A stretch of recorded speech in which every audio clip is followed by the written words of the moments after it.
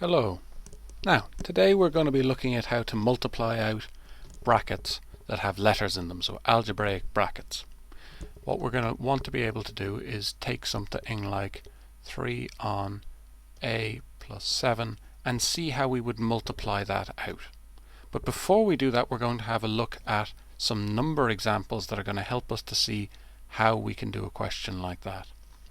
So if we have something like, I'll take very similar numbers, 3 on 10 plus 7, and I want to multiply that out.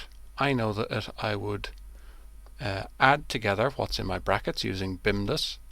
So I would get 3 multiplied by 17, add what's in the brackets, and then do our multiply, and we would get that when we multiply 3 by 17, then we would end up with 51. And I should have my equals in there.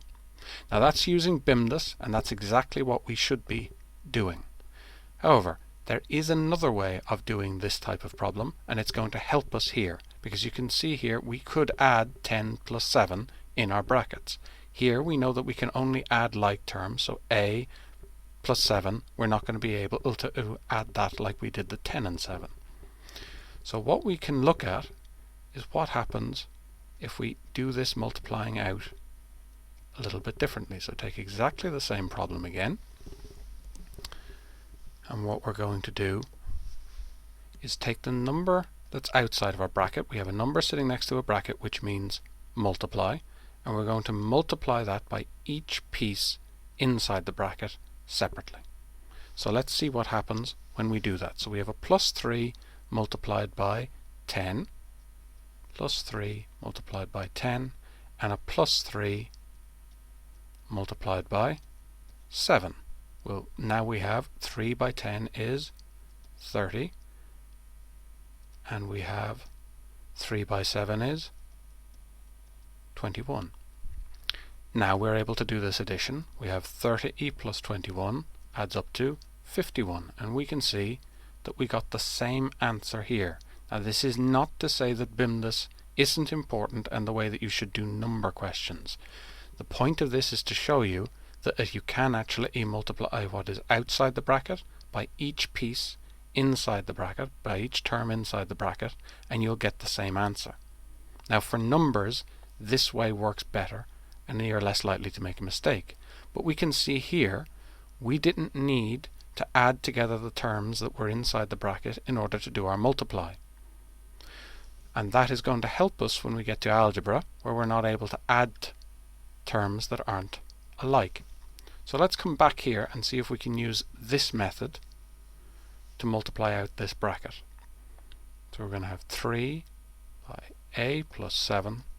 We can't add a and 7 together because they're not like terms. This has a in it and this is just a number, so we can't add them. So we have to use this method here.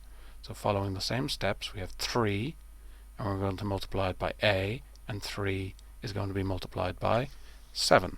So let's look at what that is going to look like in our answer. So we have 3 multiplied by a, just like we had 3 multiplied by 10 here, and it's a plus 3. So I don't rather writing down a plus here because mathematicians are lazy. So I have plus 3 multiplied by plus 7, and now I have multiplied my 3 by each of the things inside my bracket.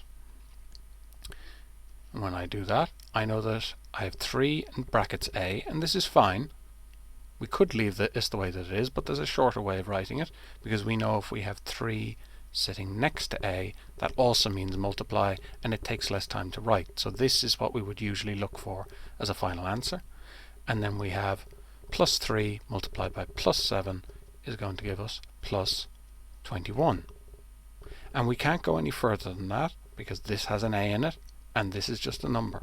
So that is our final answer for that question. And that is really all we need to worry about for multiplying out brackets at the moment.